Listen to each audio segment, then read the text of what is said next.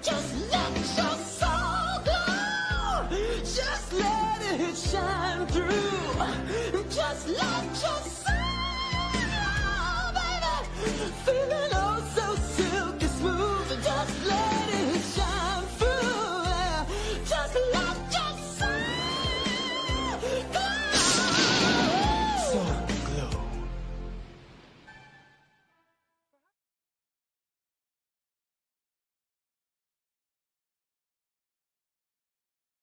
That means that we punched our ticket to go try to win the Super Bowl, and that's it.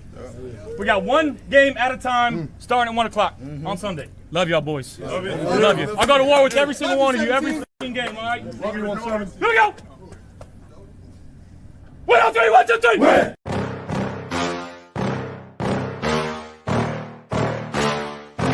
Yeah. Please tell me that I can't, that I won't, that I fail, that I'll never make it out, yeah. Please tell me all the bad, never good, fill my head full of every single doubt, yeah. Please say any negative thoughts, I pop off when I hear people say I cannot. I get off to the thought of proving everyone wrong, I won't stop to the top, so you better back off and get lost. I'ma stay loud, stay proud, never running out, never heading south. I'll be spreading out, call it word of mouth, can't put me down, I'll be getting loud. You can have me douse, not what I'm about, have your fucking cloud, it be raining now, I keep making sound, go another round, bitch I'm legend bound, can't stop me now. You don't wanna fuck with me, a slow burn like good is sweet. Just tell me that I can and I'll show you things that you couldn't believe. Just tell me that I can. Just tell me that I can. Just tell me that I can. Just tell me that I can. It's showtime. Welcome to the Reese T Tailgate pregame show. I'm your host, Tommy. Today, Aramis will not be joining me because he is on vacation. Hey, it is what it is, man. We people need to get a break in life, right? So I hope you're having a good time, man, on your vacation. Let me correct something real quick. Give me a minute, guys. Put some little background audio on, and then we'll be good to go. All right, there you go. Now let me put some background audio, and then we'll get to some of your chats real quick. Give me 1 second. Of course, things aren't... of course, my mouse isn't working. All right, hold on. It isn't working like the Bills' offense, right? All right, here we go. There we go. All right, got some background audio. Let's get to some of the chat real quick before I get on my soapbox and make it all about me. Can Josh save the season with win over the Steelers? Let's hope and pray, because I got to be honest with you guys, man. This is I'm going to go ahead and say that I think this is a must-win. I think it's a must-win game. You lose to the Steelers, that's 2 in a row. You got some tough games coming up against Cincinnati and Philadelphia. The Browns aren't... that game's not going to be a pushover game either in Cleveland. It's going to probably be terrible weather. Yeah, I mean, really, honestly, the only game that's kind of, one that we think we should win without a doubt is the Jets game, the final game of the season. But we got the Patriots left too in New England. You cannot lose to the Pittsburgh Steelers today. You can't do it. So I agree, man. I mean, mathematically, no. Like, if we lose to the Pittsburgh Steelers today, we're still in it, but it's not going to be good. I'm going to tell you that right now. And yeah, it just won't be good. Weston McBean, baby. Weston is if you guys don't know, he's a Chiefs fan. He's a good loyal subscriber of the show. He's here pretty much every single time that we go live here on the channel. Good dude. We talk all the time. So yeah, he's having a good time with it. And, your Kansas City Chiefs, oh, man, I did not see you guys playing this poorly this year. I got to be honest with you. But what do you have that we don't have? You got Super Bowl, so who gives a fuck, right? I mean, like, if we won a Super Bowl in the Allen era, or just in general, but especially the Allen era, and we're having this kind of season, I'd be like, okay, it happens, right? We'd have got one ring with Allen. We'll be all right. We'll bounce back, but that's not the case. So defense needs to step up. They do. They absolutely do. And Aaron Rodgers is banged up. He has his wrist injury is bad, right? So to me, man, you got to get after him, make him feel the pressure, put some hits on him. But yeah, man, the story of the game, though, honestly, guys, is Deion Dawkins and Spencer Brown being out of this game. That is a major, major loss to the Buffalo Bills offense. You saw last week with Dawkins and Spencer Brown in, and boy, they had a tough time. So you got TJ Watt coming at you this game, and RVD, what can he do, man? Can he step up? Can Grable step up? I believe Grable will take over Brown's spot today, I think. We'll find out. It will be, I believe, the debut of Brandon Cooks today. Let's see if he puts any kind of spark to the offense. Gabe Davis is officially on the 53. Keon Coleman will probably be playing today as well, and he should be. And I know a lot of you guys are not feeling Keon Coleman lately, but guys, we don't have a lot of options. I'm gonna be dead honest with you, and he's a second-year player. He's a guy we drafted in the second round. Let's get the most we can out of him. I'm not going to give up on the guy yet, and we really can't afford to.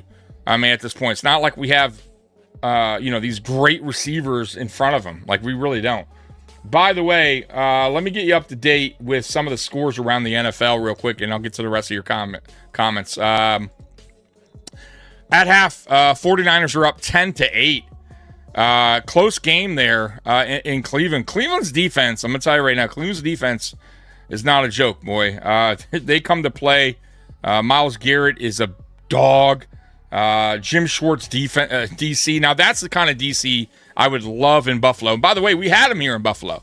He was here, and we had a great defense when Jim Schwartz was here as a defensive coordinator.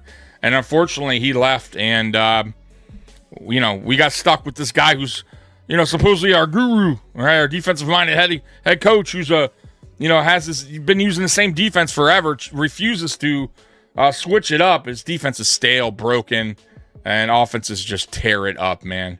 I'm just so sick of the defense. That's why I barely ever talk about this sorry-ass defense. Anyways, let me get to the scores around the leagues. 49ers are up 10-8 at half over the Browns. Jaguars up 15-3. There's 25 seconds left in the second quarter. Jacksonville has the ball. Let's see what they do. Maybe they'll try to get a field goal before the half. Texans are up on the Colts 10-6. They have the ball with 39 seconds left before the half. They're at their own 45. Let's see what happens there. And the Colts, it should be 10-7, but their kicker missed an extra point. Not good. Dolphins, they're up 13-0 on the Saints right now. They have the ball at New Orleans 35. So they're going to get some points here before the half as well. 29 seconds to go. At half, Falcons scored right before the half. It's 7-7 against the Jets. I figured that game would be close. The Buccaneers lead the Cardinals 10-3 at the half. And here's kind of a surprise. Rams are up 21-17 on the Panthers. Stafford threw 2 interceptions, one to the house. And I think that was he's only had 1 interception going into that game. So has 2 in this game. But they are leading 21-17. So that is a little bit of a surprise. I expect the Rams to pull away in the second half. But we'll see. The Panthers are playing them tough right now. So that is your around the league. Let me see if anything happened here before the half on some of these games I've been telling you about. 14 seconds left in the Jags game before the half, and they're up 15-3. They're at their own 35. Let's see here. 14 seconds. So they may not. They may just kneel it here, but they called a timeout. So let's see what happens here with the Jacksonville Jaguars.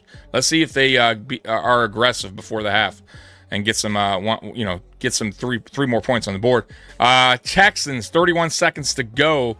It's 3rd and 10 at Houston, at the Houston 45. So let's see what Houston can do real quick on this 3rd down play here.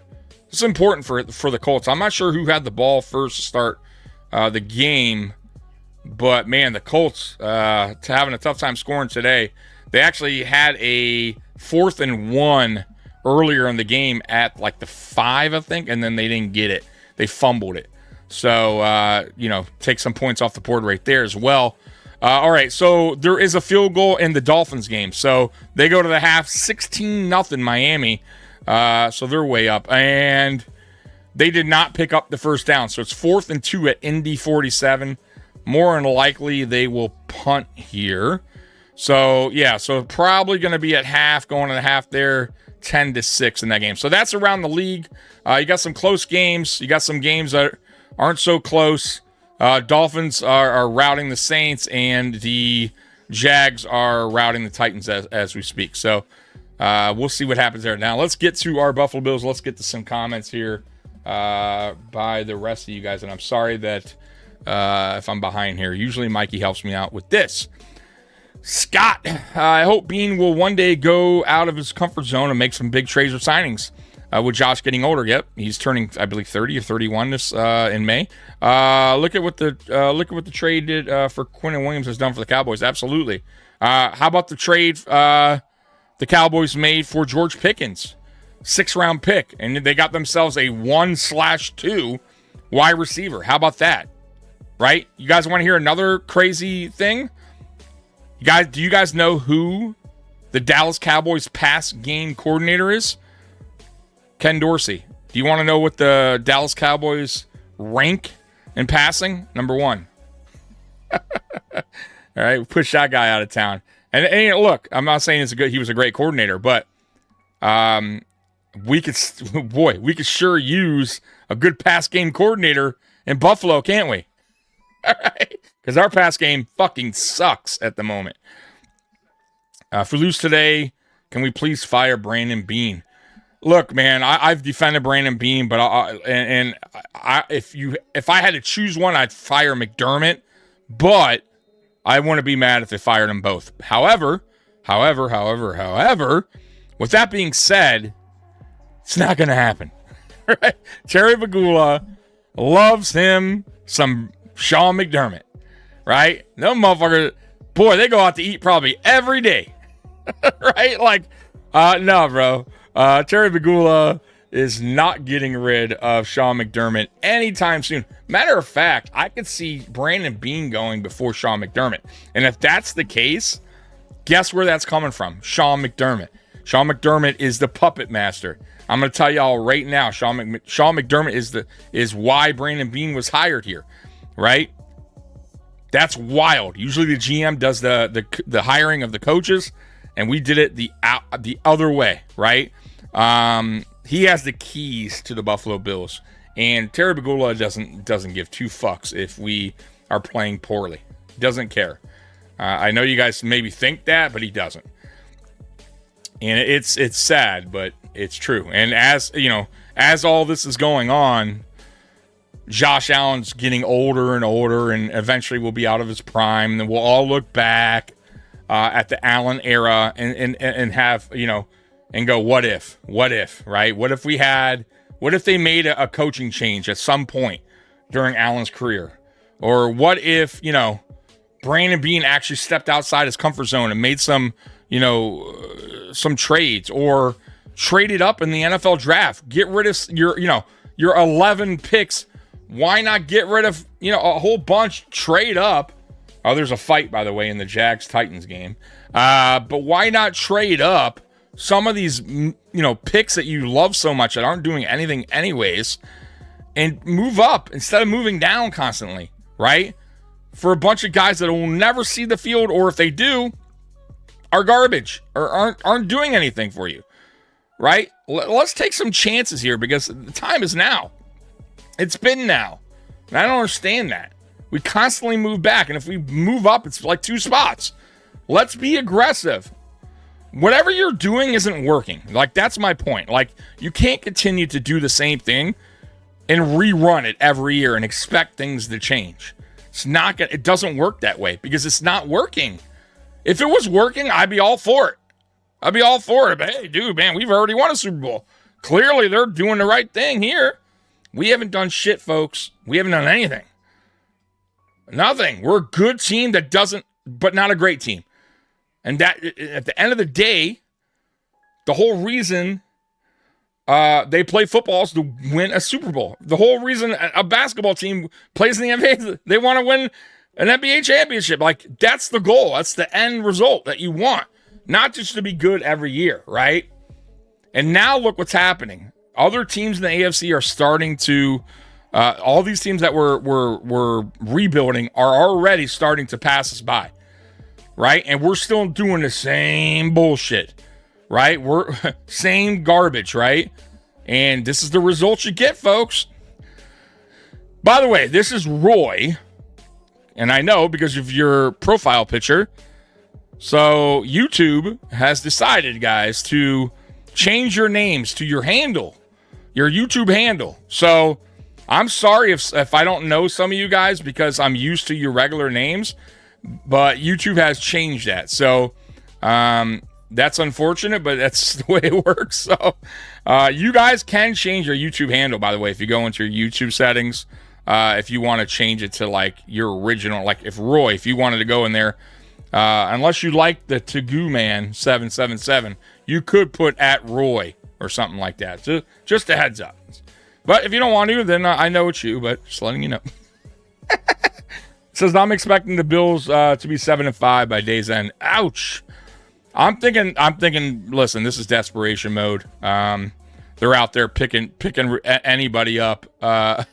And I think they understand what's at stake. I think they get the job done today, but who knows, man? I've been so wrong this season about how the season, my predictions before the season started, I've been way off.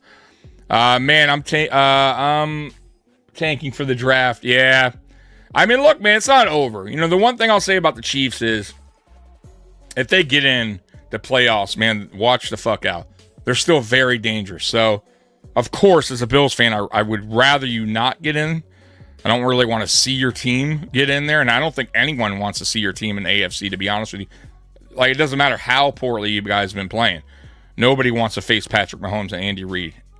Nobody does. I don't give a fuck. So, you know, I know you're my buddy, but I hope you guys don't make the playoffs. and I hope the guy we do, but Jesus, we'll see today, man. We will see today. Keon, 100 yards and a touchdown, says Comedian Mo Brown. Look, maybe. Look, Mo, I'm really hoping that Keon took that shit personally, right? And by the way, he should have been suspended the one game. Like, I'm cool with that. The second game, I don't get. I don't understand. McDermott talking about the quick turnaround. What do you mean quick turnaround? He didn't even play. He should be more than... He should be the... You should definitely want him playing. He's the most rested player there is on the quick turnaround game. What are you talking about? Like, he should have been out there. He would have been your... Like, the one guy that was ready to go. He didn't do anything the previous week. So, I don't understand why he didn't play last week. But, yeah, maybe... Look, man, at the end of the day, he needs to mature up a little bit. And Joe Brady needs to understand what he does best on the field, right? And put him in better positions to be successful. And he's not. He's simply not. So, I understand the frustration on his part. I said fart. I understand the frustration on his part. But I also... On the flip side, you can't be immature about this. You can't be, right? You got to show up to meetings, man. You cannot miss mandatory meetings. This is your job. So I get it, right? But now you're back, and now you need to do something. And I'll say this. Brandon Cooks, to me, is going to bring that Amari Cooper effect, right? Where, yes, Brandon Cooks isn't the Brandon Cooks of old. However, and just like Amari Cooper, by the way, he's going to get that respect from the defense. Why? Because Brandon Cooks has proven to be a solid number one in the past, right? And he's still respected by defensive coordinators. He still has some juice left in the tank, just like Amari Cooper did. Go back and watch, guys. Amari Cooper had some games here before he got hurt. He was making some plays. You can't deny it. He made some unbelievable catches. Go back, look at his route running. Way better than anyone we had on the field at the time. Also, go back and look at Keon Coleman's performance the week Amari Cooper got played here in Buffalo. He had his career game here in Buffalo, Keon Coleman. All the stats went up.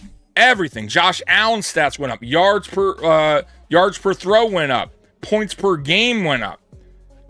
because he demanded the respect of the defense. Defense coordinators had to respect him. And what does that do? That opens up the field for everybody else to eat, right? That's the whole everybody eats thing. Let's hope that works out with the Brandon Cooks signing. And that's kind of where I'm going with this. I don't know if Brandon Cooks is going to be this, 100 yards a game receiver for us, but will he help out the rest of that group? And I'm going to say yes, he will. All right, and that's why I put let the Cooks cook, right? And this is also a guy like Amari Cooper that Josh Allen can go, man, this guy has been there, done that. I believe I could trust in him. I believe I'll go his way. And also this guy is running crisp routes, getting separation. Like that's what he does well, right? He's not a deep threat anymore, right? But he runs real good slants and crosses. That's what he does very well. He still has speed. So let's see what happens this game. Very interested. It's going to be, once again, he probably doesn't know the playbook to the whole playbook, but what's the whole fucking playbook anyways? Joe Brady's playbook can't be that hard to figure out. It really can't. Right? I mean, his Tecmo playbook cannot be that difficult. Right? You set up some basic plays for him to know. I'm sure that's what they did all week. That he has some play design for just strictly for him. You get him on the basic, parts of the playbook, and then they'll kind of work with him week to week where he gets more knowledgeable about the playbook. But look, the playbook's very vanilla anyway, so I'm sure he'll catch on. He's a pro. Looks like the Finns gonna be in the wild card. Can you imagine if that happens? And I'm going to tell you right now, Callie, once again, shout out to my man, Callie Blitz here, who's been rocking with me since day one. I mean, Callie Blitz has been watching my channel, like I said, since when I was solo, before Mikey even, I believe. So shout out to him, man. He's one of my faves, man. But y'all my faves. I love y'all. But anyways, Callie looking like I already read that, blah, blah, blah. Shitty coaching, yeah. Look, man, I believe a 9-win team will probably get into the playoffs in the AFC, which is wild. Usually 10 is where you need to be. But if you look at the playoffs as we sit today, there's a lot of underachieving teams right now. A lot of teams still in the hunt at 4 fucking wins. The Bengals are in the hunt. Yes, the Bengals. And if you look at the schedule, the Bengals have a real possibility of winning 9 games, and sitting there in week 18, again, like they did last year, possibly getting a playoff berth with another team's loss. It's possible. What up, Robert? How you doing, man? Another guy, Robert, who's been following me for quite a while, man. Shout out to you, Robert. How you been, man? It all starts with the McD culture. Fuck that fucking McDermott culture. I'm so fucking sick of that bullshit. By the way, did you hear, and I heard this, I just forgot to bring it up to you guys. Did you hear Brandon Beane when he brought up that he believes this is a Super Bowl roster, a Super Bowl team, and then they asked Sean McDermott on in a post game after a loss, I think it was against the Houston Texans. A reporter said, hey, Brandon Beane said that he believes that this is a Super Bowl roster, and Sean McDermott's response was, I really love those players in the locker room. Oh boy, way to work around the question, huh? Way to work around the question, because he could have backed Brandon Beane up, right? I'm just saying. But listen, we all know that's not the truth, right? It's not a Super Bowl roster. But he could have backed him up and just said, I don't know, yeah, I believe in this team as well, or something. But to say I love your players in the locker room is basically saying, yeah, he's full of shit. So, which, by the way, McDermott, these are the guys you wanted. This is what you wanted, right? You didn't want a number one. You and Diggs had a falling out. You're the one that had the issue with Diggs. You're the one that sent Diggs home in training camp, right? I'm just saying. It wasn't Allen and Diggs that were never an issue. It was Diggs and you and the offense. And you wanted to push this offense to be what we see today. And Diggs wasn't, I guess, a part of that offensive game plan. And I think that was the falling out, ultimately. Right? Once they fired Ken Dorsey and Joe Brady came in and McDermott wanted this certain style of play, and they wanted everyone to believe that we didn't need a number one because of this, we're going to be run heavy, run first team, we're going to be balanced, and we don't need a one. We can spread the ball around to everybody. We're going to be dangerous. Guys, this is not a dangerous offense. There's nothing dangerous about this offense. The only thing that's dangerous is, I'll say this, Josh Allen's dangerous and James Cook. But guess what? Josh Allen can't throw passes to himself. He can't call. He's not the coordinator. He's not up there calling the plays. Now, can he audible out? Sure he can, but most quarterbacks usually go with what the play is called, right? I'm just saying. I would prefer him to kind of audible out more, but look at that. The fucking Panthers just scored a touchdown on the Rams, by the way. I can't believe this game. This is wild. So the Panthers just went up on the Rams, and I thought the Rams would pull away in the second half. But anyways, the Panthers are going to go up 24-21. Jesus Christ, man, this is wild. But yeah, let's see here. Get some of your more comments. Good. So I hope you're ready for 0 rings with Josh Allen. Then, I mean, it's possible. I mean, wouldn't it be good? I'm not hoping for that. Why would I hope for that? But the reality is this: McDermott, for me, isn't the guy. He's not the guy for the job. He's not a Super Bowl caliber head coach. So yeah, I mean, as long as McDermott's here, unfortunately, I don't see it happening because I haven't seen anything that tells me differently. I just haven't. Look, if we wind up winning a Super Bowl, it's because because obviously it's all on Allen. Allen went nuclear and just put this team on his back. And I won't credit Sean McDermott for a goddamn thing if that happened. I would not a fucking thing.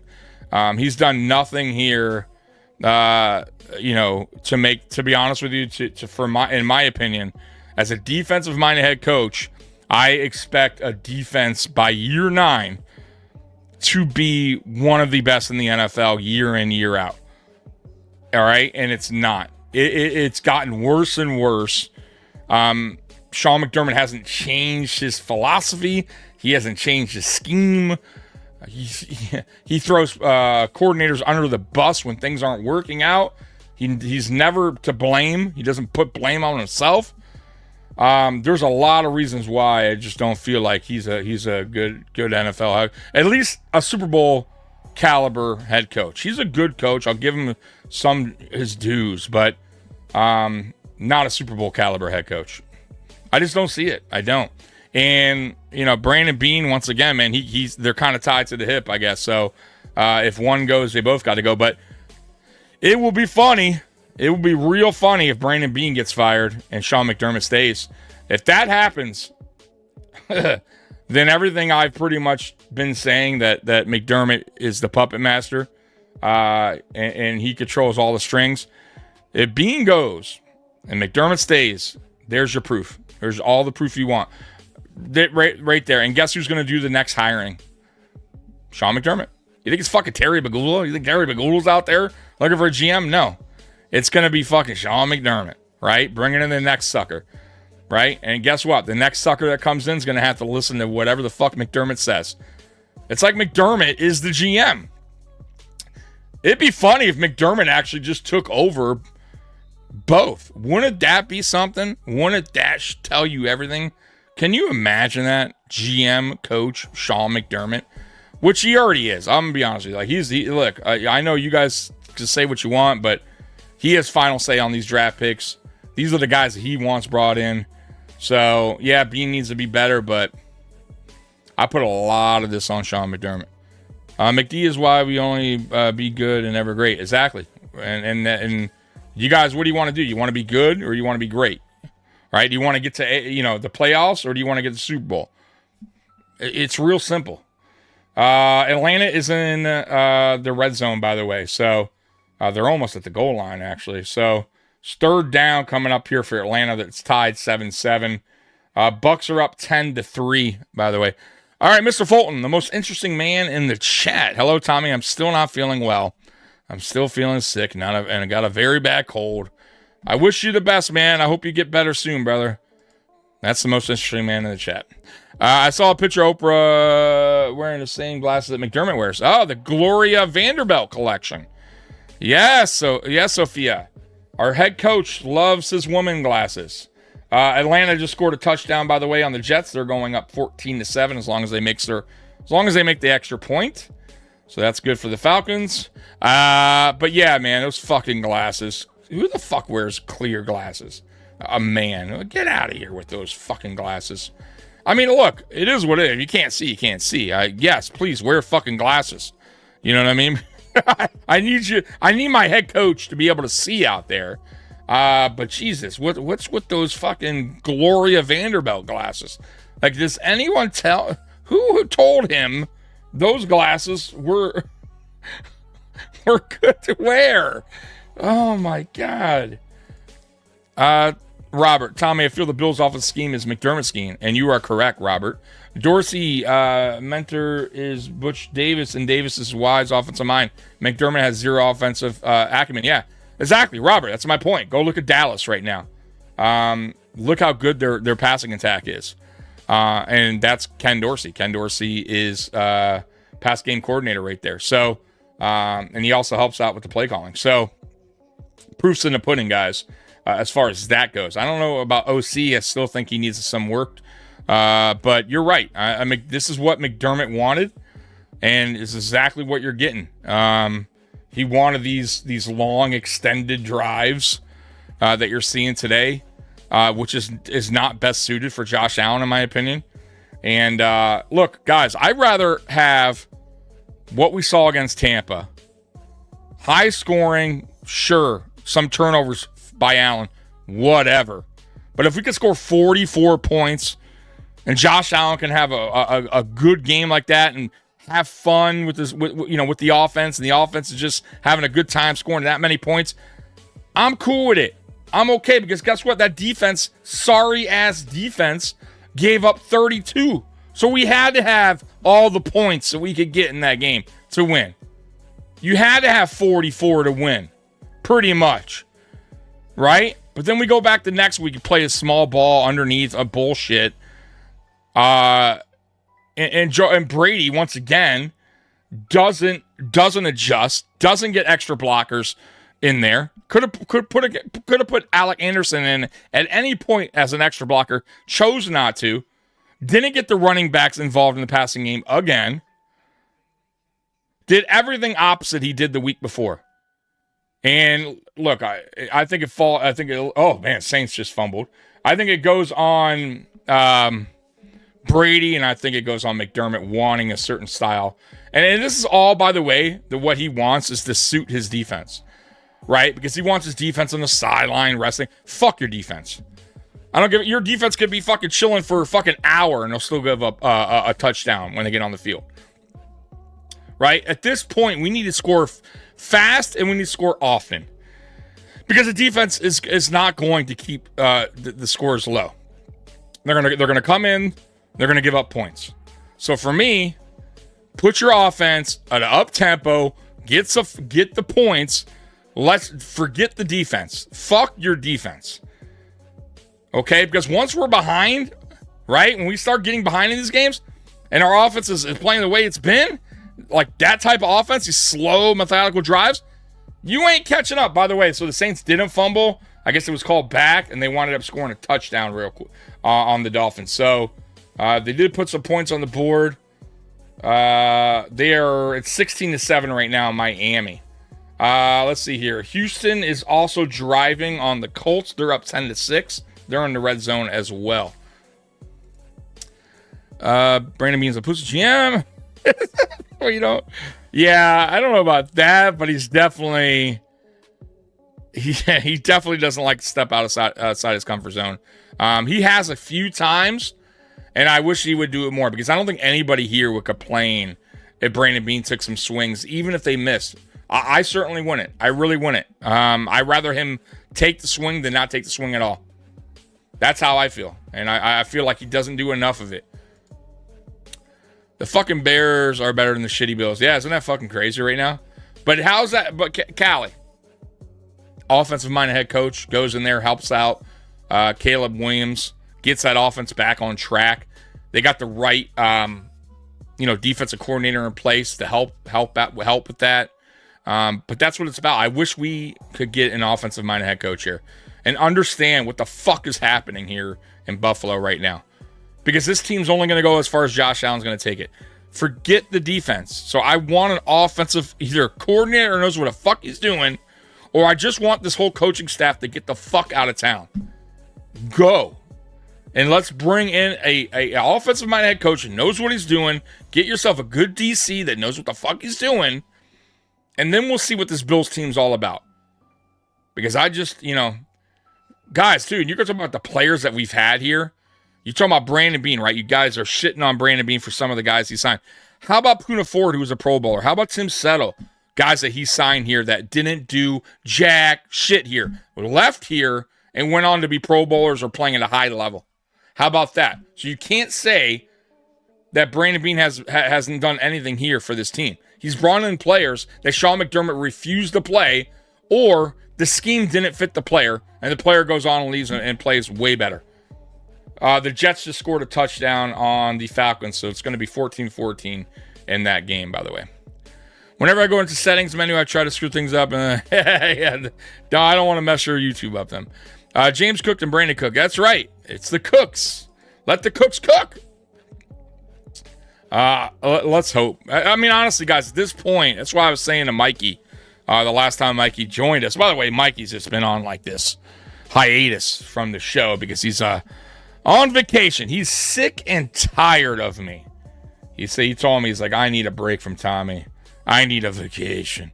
I need a vacation. Like Arnold Schwarzenegger says, right? So, but he'll be back post-game, joining me post-game. But yeah, man, long break for our buddy, Mr. Mikey, but he'll be back today post-game. Imagine being a head coach and GM with Josh Allen, and yet you fail to get it done for 8 years. Actually, yeah, 8 years with Josh Allen, 9 as the head coach of the Bills. Pretty bad, right? And you got coaches out there that would love to be the head coach of the Buffalo Bills, right? Can you imagine John Gruden as our head coach here? Oh my God, dude, John Gruden would dial it up. He would dial it up. Not only would he dial it up, he would make sure the GM got weapons for Josh Allen. You think that John Gruden would come here and be like, nah, we're good. Josh is good. Like, Curtis Samuel's cool. Elijah Moore can get it done. Like, no, bro. He would not do that. He would go out there and make sure Josh had the best to work with, or at least try his best, right, to make sure Josh had weapons. Guys, this is football. This ain't boxing. This ain't golf. Right? This ain't MMA. This ain't a one-man sport. You need talent around you. You need help. Josh Allen simply doesn't have it. Matter of fact, he doesn't have it on the field, and he doesn't have it from his coaches. How about that? So he's getting fucked all over the place. Oh, my God. McDummy and Brady not going to use Cooks. Shitty barely, yeah. But you know what, Callie? I think they're in desperation mode, and they should be. And I feel like, if you go back to 2023 when we were 6-6, they changed things up. They changed a little. They changed how we were running the offense. Josh Allen wasn't running at all in the beginning of the season there, and then they quickly said, "Fuck it, man. We got to unleash him. Go ahead." Even though I don't want this, and McDermott even came out and said it. I'm just gonna have to, just go ahead and let him kind of be him. Like that's wild that he was even handcuffing him like that. That's not how he plays, man. So I think he understands what the deal is right now. Tampa Bay, by the way, just scored a touchdown. They're gonna go up 17-3. And if they don't change it now, guys, yes, I think, and especially if we lose today, it's sad to say, but I think that's a wrap. Because what you're doing now is not working. And he saw it in 2023 and made adjustments, or at least unleash Josh and let the offense be free again. And that's what I'm honestly, that's really all I'm hoping for. Guys, at this time, all we can do as Bills Mafia is hope. Is have hope. I mean, there's not much more I can tell you. With all the injuries that are piling up, right? Look, both fucking tackles are out today. With how garbage our receiving room has been all year, right? With Joe Brady fucking doing God knows what he's fucking doing up in the booth with Bobby Babbage. What the hell is Bobby Babbage doing? Right? It's not even his defense anymore. Sean McDermott's taking over that, I guess. Or are they both? What the fuck is happening? All right. You got a defense that's constantly hurt, can't tackle, last in the NFL against the rush. So, yeah, there's a lot of things stacked up against the Buffalo Bills. And I think a lot of people saw this coming, to be honest with you. I think a lot of people saw this happening. And it's unfortunate. Let's see. The Colts are driving. And, boy, this guy just made an unbelievable catch. They called no catch. And I think they're going to have to challenge that. Or, no, they gave it to him 1st and 10. Okay. So they went ahead and gave them the first down. It was a phenomenal catch by the Colts, by the way. So the Colts are down 13-6 in this game. They are in the third quarter. That was a great catch. Yeah. Woo. Toe drag. Cooks will be hurt by halftime. Don't worry.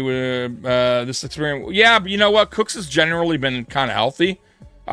This isn't a Curtis Samuel situation. I get what you're saying, but I don't think that's going to be the case. I could be wrong, but you got to remember the difference between him and the guy, McCole Hardman, is Cooks has been playing all year. So it's not like he's coming in off the streets and hasn't really had a lot of games played this year. You know what I mean? Like, Cooks has been active. So I don't see why he would just come in and all of a sudden get hurt, unless it's just bad luck. Which, with this team, yeah, I get it.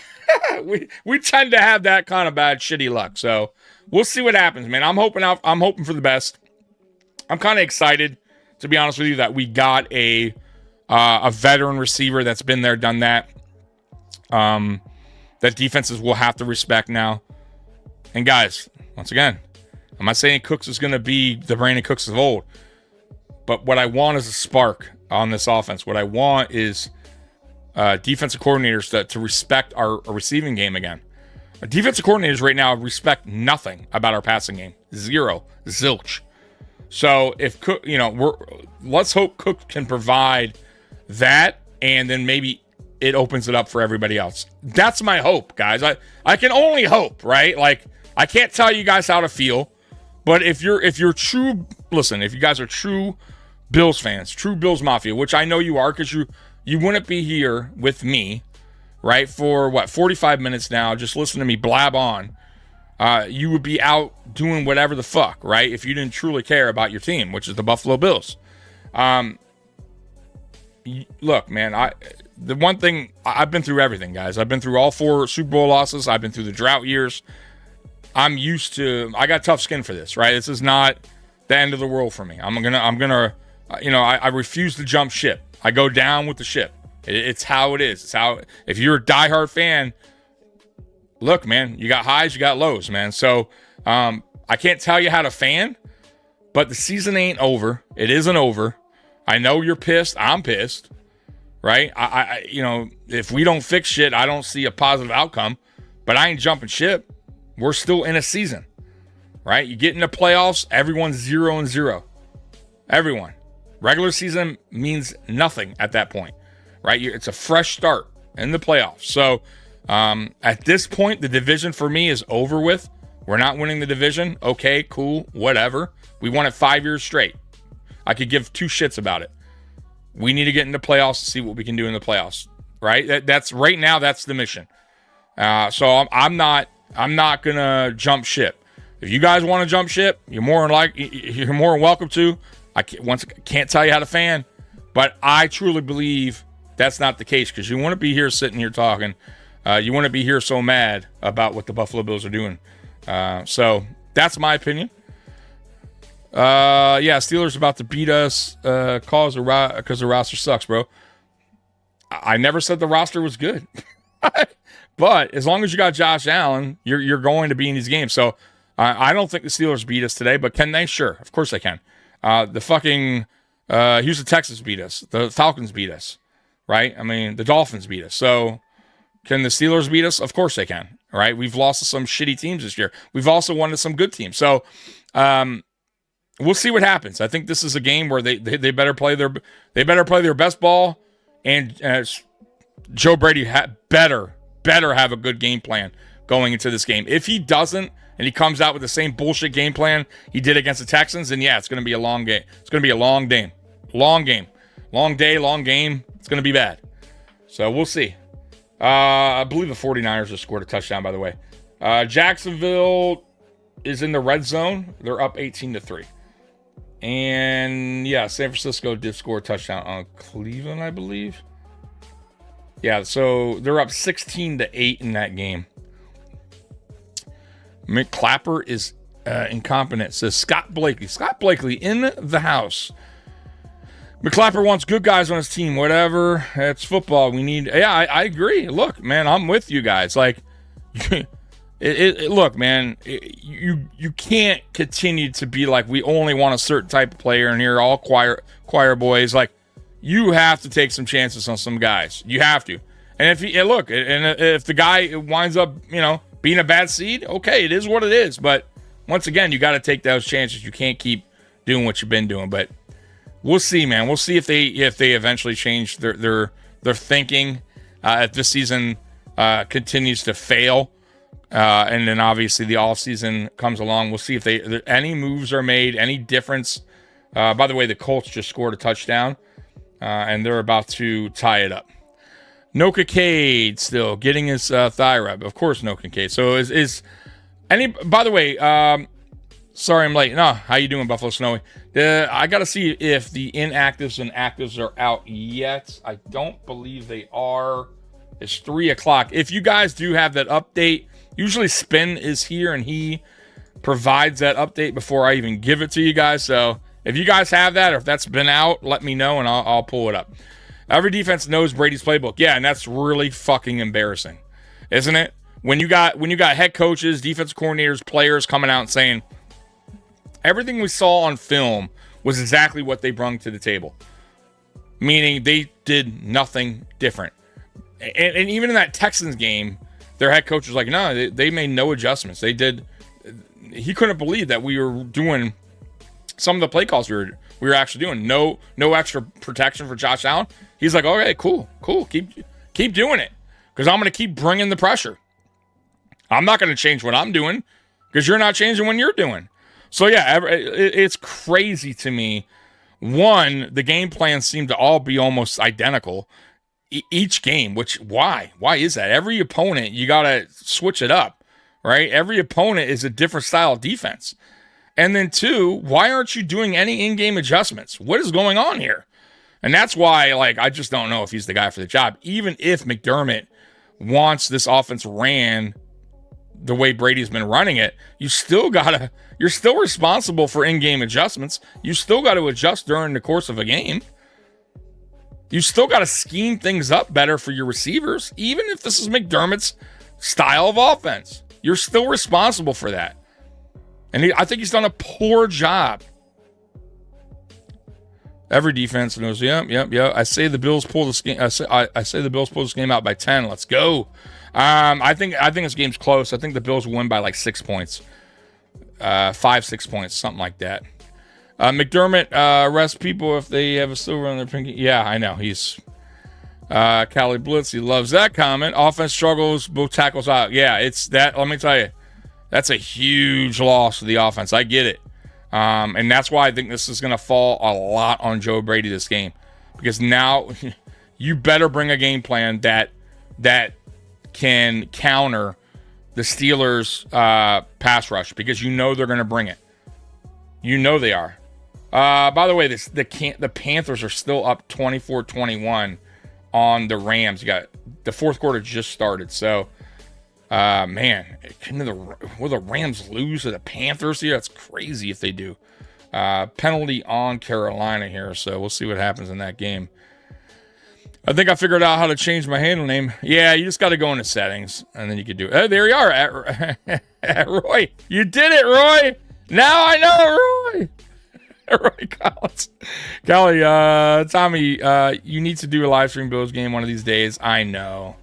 I will. Dude, you don't understand. I'm so dialed into the game.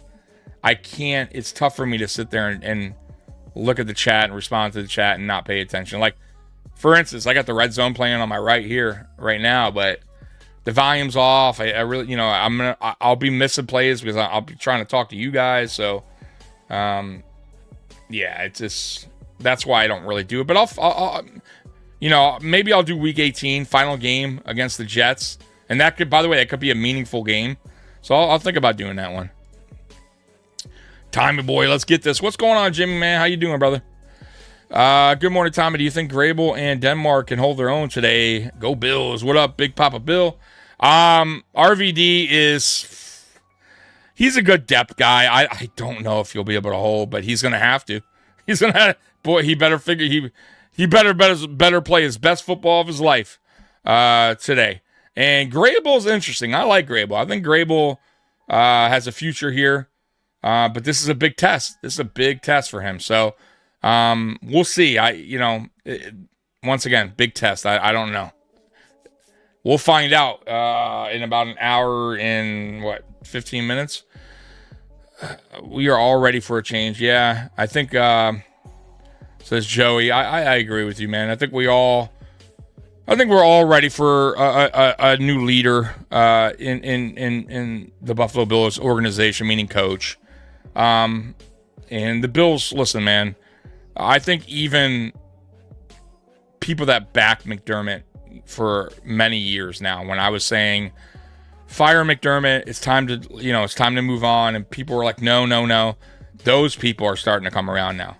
Right. And people that were defending him every single season, I think now those people are going, yeah, it's about time. So, the problem though is it's not our decision, right? And the owner's going to make that decision, and yeah, and I don't think he's going to make it.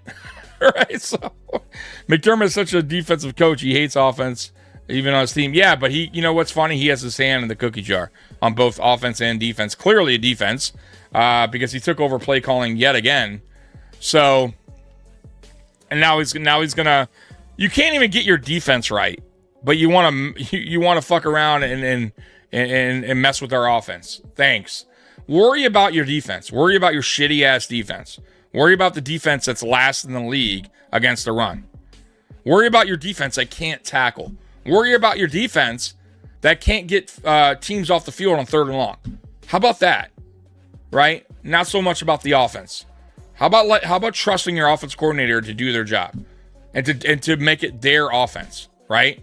Because that's usually what it is. When you hire an OC, and that's why, by the way, that's why he's not doing that. That's why he promotes within, because he doesn't want an offensive coordinator coming here with his own playbook, with his own what his vision is, right?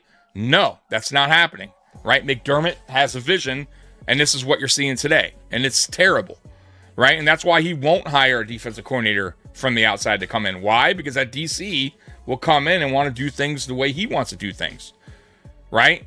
Maybe he doesn't like McDermott's scheme. Well, guess what? That's not going to fly for Sean McDermott.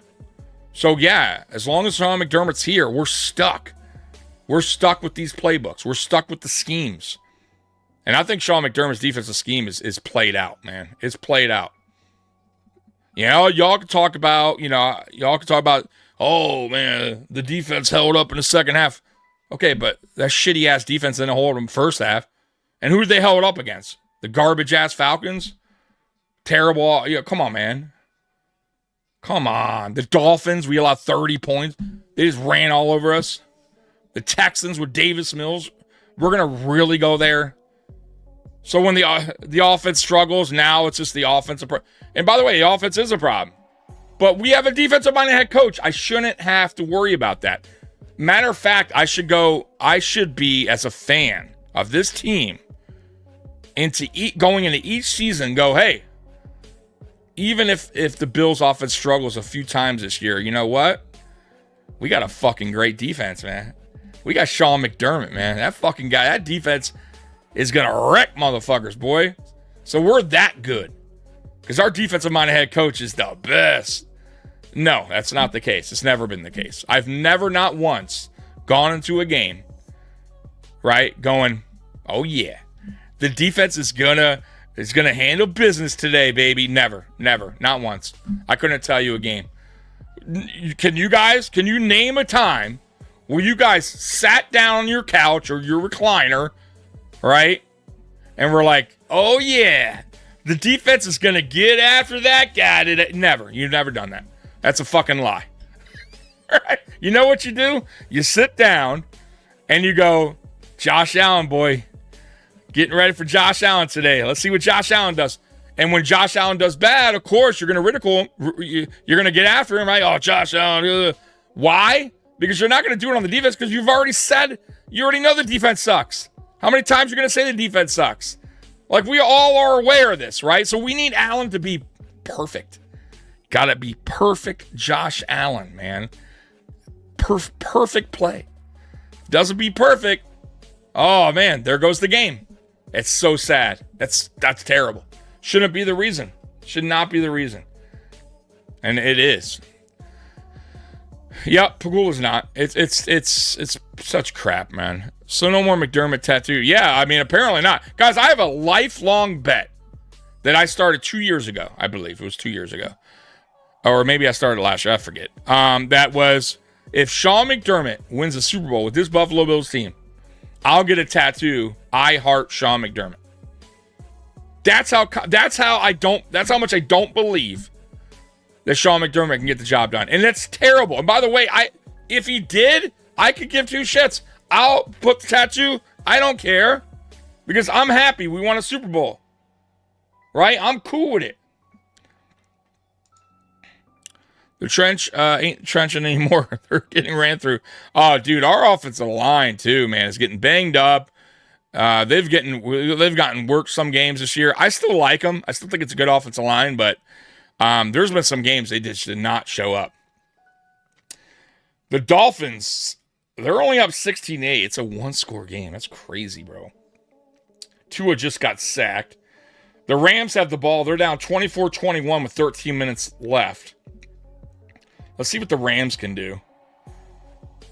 Well, they just broke off a long run of about 50 yards, it seemed like. No, it was about 40. But anyways, let's see what the Rams can do if they can counter. Tampa Bay's up 17-10. Fourth quarter just started. Baker Mayfield going deep, and it's intercepted. Nope, it's not. It's dropped. I want both of them gone. Bean is a joke, and McDermott sucks. Donkey nuts. Look, I still don't put I still put more blame on McDermott, but I hear you. If one goes, they both got to go. Jets just missed the field goal, 55-yard attempt, wide right. So it's still tied up 14-14 with about a minute 40 left in the third quarter. At least McDermott is very polite. Yeah, he's a nice guy. real swell guy he is. Go and get Kubiak from Seattle and forget this defensive stuff. Yeah, look, man, it sucks because we're all wishing and praying that this McDermott, him and his fucking Gloria Vanderbilt glasses will get the hell out of town, but it's not going to happen, folks. I keep telling you that. It's unfortunate, but it won't.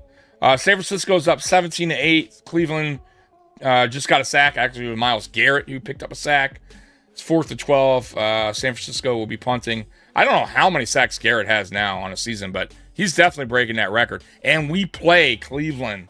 And it wouldn't shock me when we play Cleveland if that sack record is broken against us. Myles Garrett is going to get to Josh Allen. He's getting to everybody. He has one sack today. He has 19 on the season. he's definitely breaking that record unless something crazy happens. McD was saved last year with a bunch of timely turnovers. Yeah, and look, we're not even getting turnovers anymore either on defense. And that's the only reason our defense was halfway decent last year. I hear McDummy was seen in Mate's buying 4 gloves for the winter game. Probably. He's probably in some woman's store. Who knows what he does. The Irish, Welsh, Scott, and English have been found to be generic blood brothers of the Haley Greer. I have no idea what you're talking about. Macy, what good would a passing game coordinator do when you have a wide receiver room full of B and C's? Well, if you have a pass game coordinator and you have an offensive coordinator that knows what he's doing, you can make that C turn into a B and a B turn into A. You can. Like, you always can put these players, you can always scheme things up for these players to put them in better positions. Oh, man. The Browns just fumbled up on their punt return. San Francisco will have the ball in the red zone. Big turnover by Cleveland. Called fair catch, totally muffed it. 49ers will have the ball, I believe, at what? Let me see where they're at. 15, I think? No, at the 20. So they're at the 20. But, man, terrible turnover for Cleveland. See what Brock Purdy does. He's on the roll, and he just throws the ball away. But no, man, trust me. Look, I don't think the receiver room was great here or even good. I think it was average to... I like Khalil Shakir, but he's having a rough year this year, in my opinion. But still, I don't think it was so bad where what you're seeing out there. I do believe Brady could have schemed things up, made their life a lot easier, made Allen's life a lot easier. But look, I said it before. If they knew that Brady could not make these players or scheme these players up to be better, then you needed to go out and get a receiver. You need to go out and get a receiver that didn't need to be schemed up to put him in a better position, right? That's what a number one's all about. They don't need that, right? They can go out and create that space. They can go out and just make any kind of catch, that's thrown their way. And it makes it a lot easier for the rest of the team. But I don't know why Bean, even though he traded for Cooper last year, went into this offseason thinking Brady could be any better with the receivers he has. So I don't understand that. And then you had a second opportunity in the trade deadline you still had an opportunity to bring in a number one with Waddle, and you choose to play hardball, and you failed. You failed miserably. And now we had to go out and get Brandon Cooks. And I'm okay with that, guys. I know some of you guys are like, oh, Brandon Cooks, he's, who cares? Guys, at this point, who cares? Yeah, who cares? Exactly. Go. For me right now, I don't give a fuck who they brung in. I don't give a fuck if it was OB fucking J. I need something here. I need some kind of spark. Anything. I'm at the point of desperation. And I think, honestly, so are the Bills. So is Brandon Bean. He understands what he did. He fucked up. He fucked up royally. Right? And he knows it. He called the radio station saying they're bitching about receivers and they don't know what the fuck they're talking about and blah, blah, blah, blah, blah. And now that shit's coming back big time. Biting him right in the ass. And he had an opportunity, once again, to go out and get Waddle. Because then, you know what? People want to be like, all right, you know what? At least he went out. He understood he made a mistake. He understood he fucked up. Right? The receivers here were no good. Right? But at least he went and got a trade done and corrected that mistake. And he didn't. That's what makes me mad. Right? And listen, guys, I've defended Bean, but I can't defend that. I can't. You know you're wrong. Correct your mistakes, and I'll be cool with it. Right? I'll forgive that. I have no problem with that. The season's still alive. But the fact that you want to play hardball, and now we're out there picking up anybody on the waiver wire, and you still got to go in this offseason without a number one, right? I don't get it. I don't get it. And we'll still have a bad draft pick again, right? We'll still have the, at the end of round one. So what are we going to do? For me, what the best option? Trade your fucking draft picks and move the fuck up in the first round and get yourself a playmaker.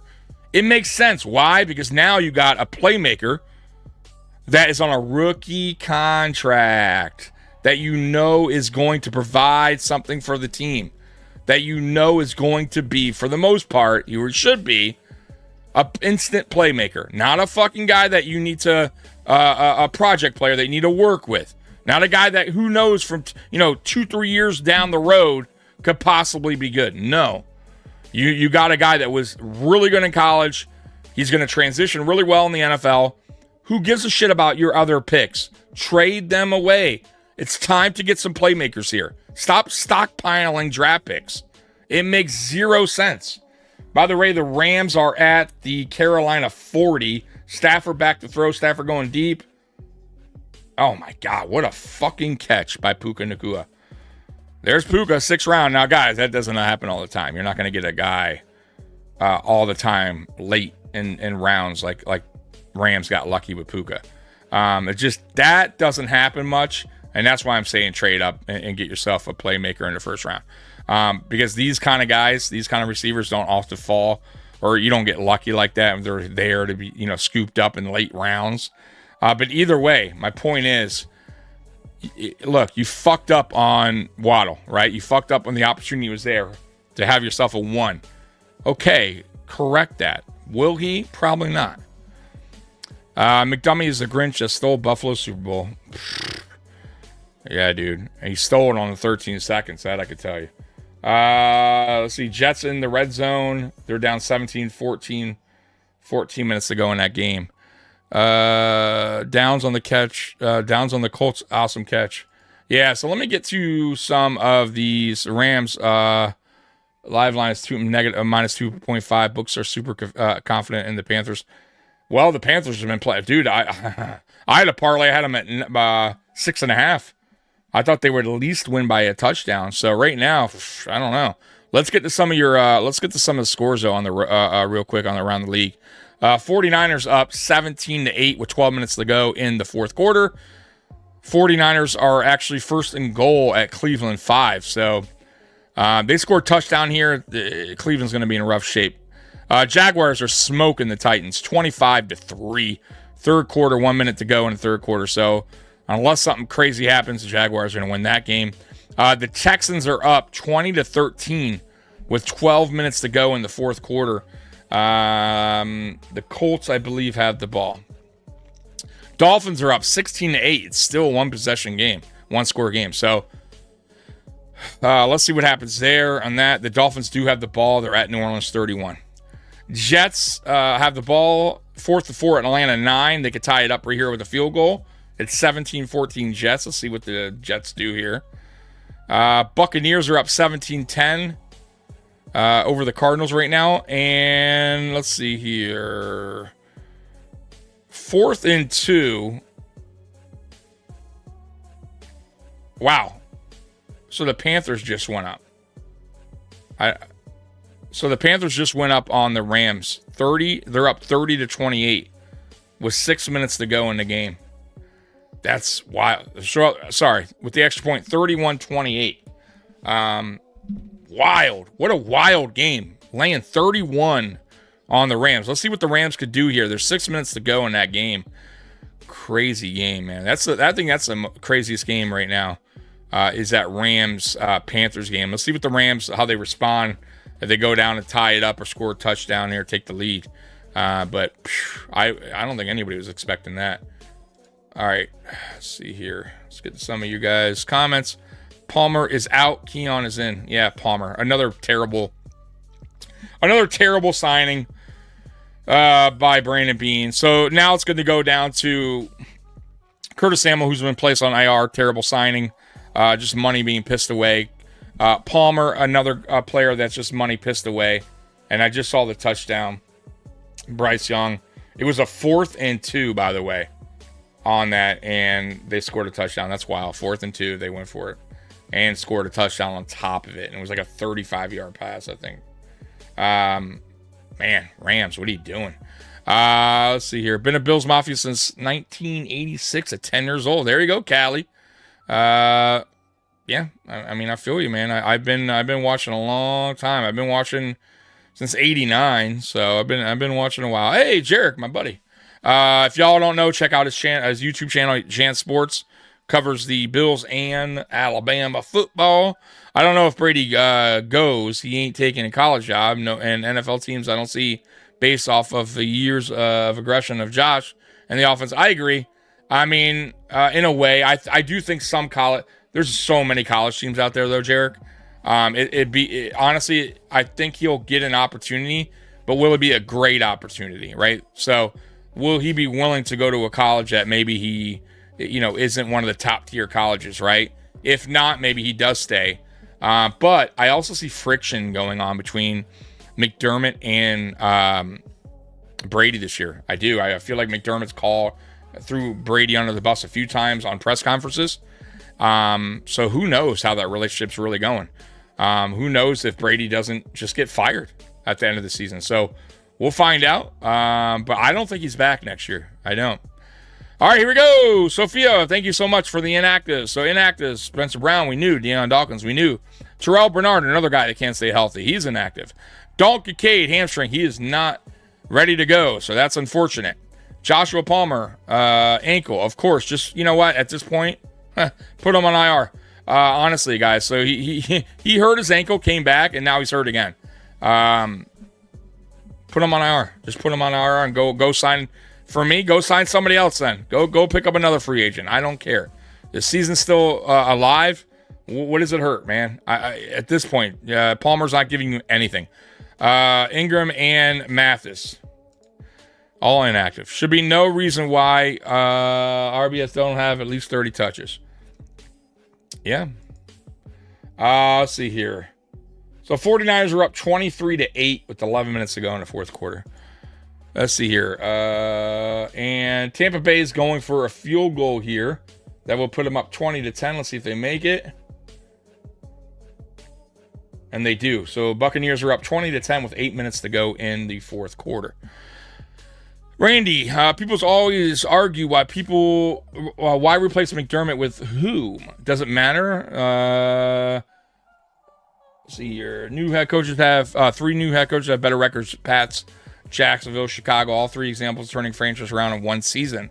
Must change 2020. Yeah, I get it. I'm with you. I just, unfortunately, the guy who should get it doesn't, and that's Terry Bagula. So that's why I don't think anything changes here in Buffalo when it comes to Sean McDermott. But I'm with you. I totally understand that, and I've been arguing that point for everybody. Like, I hate that. I hate when people say, okay, who's out there, Tommy? Tell me who's gonna. I have no idea, guys. I have no idea until that happens, right? And when we fire McDermott, which we're not, but if we ever did, then we can start talking about who's available, because then I can look it up and see what coordinators are going to be out there for hire, what college coaches are out there for hire. We could do more research at that point, and I'm sure there's somebody that could come in and do either the same job as Sean McDermott, which or do it better. Right? Because worst case, you get a guy in here that's Sean McDermott again, that just gets you to the playoffs. Okay, so what? We're doing that every year anyways. Right? So, okay. But best case scenario, we get a guy in here who knows what the fuck he's doing, and we actually get to a Super Bowl and win a Super Bowl. Like, change is okay, guys. Like, it's okay to change after a while. Can't keep going through the same bullshit. Now, look, if we are winning Super Bowls here, then I would say don't do anything different. Wow, no, you don't change anything. But guys, when things aren't working and things are declining, you definitely got to change. You definitely got to take a different route. You have to. You can't keep doing the same old thing and expect the same results, or expect different results. Sorry. So, yeah, I don't understand why they feel that things going to change year after year. That McDermott is somehow going to figure it out. He hasn't shown that he can. It's 9 seasons. We're in 9 going on 10, because he's going to be here next year. He's going to be at that new stadium. And we're going to be talking about Sean McDermott and his 10th season with the Buffalo Bills with no Super Bowls. 10th season. Not even a trip. Hasn't even made it there. Wild. All right, you got 5 minutes to go in this Rams game. It's going to be 2nd and 10 Rams almost at the midfield here. That's what the Rams do. Palmer, Bernard, Ingram, Mathis, Brown, and Kincaid inactive. Yeah, I know. So, hats off to Roy. Roy changed his name, by the way. So you guys know, YouTube has changed your guys' the way they do things. So, if you want your name back to your original name, you got to go into your YouTube settings and go to your handle and change your handle to the original or the one that you wanted. So, some of you guys, like I said, I don't know who you are now because you may have different handles, YouTube handles. So I would suggest, especially a lot of you guys I know watch other podcasts and they're familiar with you as well by your name, I would go in there and change it back to the name that people have known, you know, when you're in the chat. So, but that's up to you. How can we make a playoff run when many of our players can't stay healthy? Yeah, I don't know. That's a great question. I have no idea. I would say right now it's slim. It's slim, but there's still games to be played, right? Anything can happen. My point from earlier is, once you're in the playoffs, any team, all teams, regular season's thrown out the door. It means nothing. You're all 0-0. It's one game and go home. Anything can happen, right? But at the flip side of that, usually teams that go into the playoff healthy and on a roll, right? Usually those teams go far, right? If we're going into the playoffs on fumes, not healthy, playing like this, I have no confidence we'll make it far in the playoffs. Zero. It's just not a possibility. So let's see how the rest of the season goes. This is very important.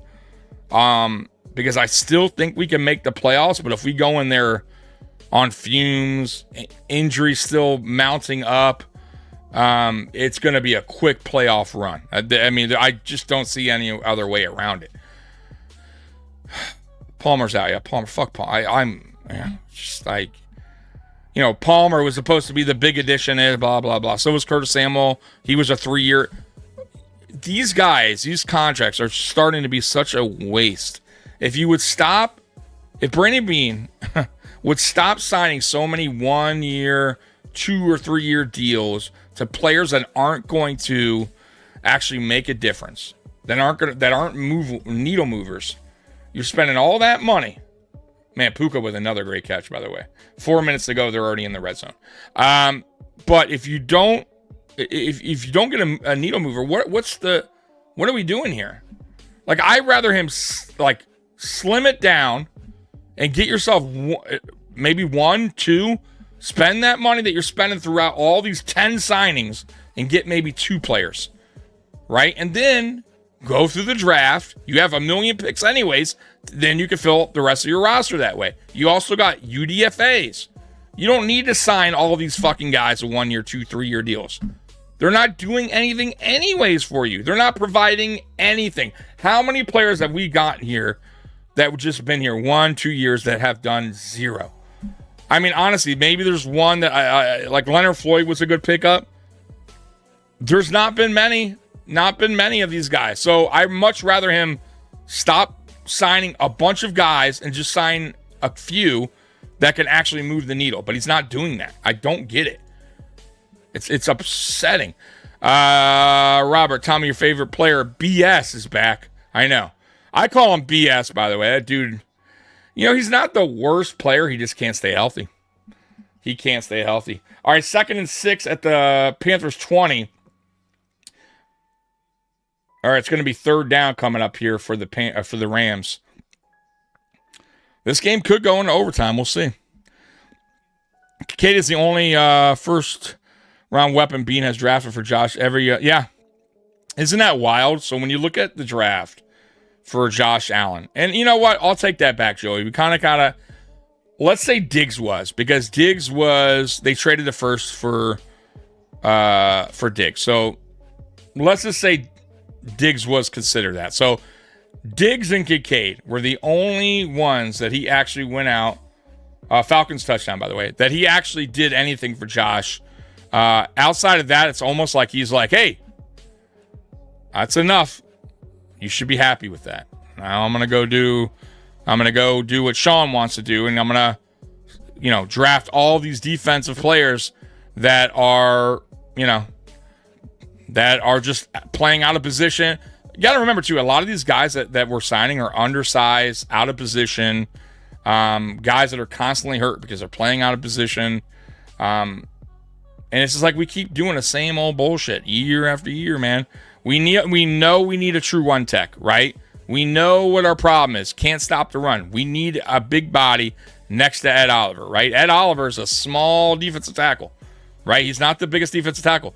Really good at rushing the passer, but he needs that bigger guy next to him. He does. He needs a guy that could take on two tackles, right? A tackle and a guard or whatever. No fucking way. The Rams fumbled the ball, I think. Oh, Carolina has the ball 2 minutes, 25 seconds to go. There is a flag on the play, but I think it's going to go against the I don't think it matters on the play.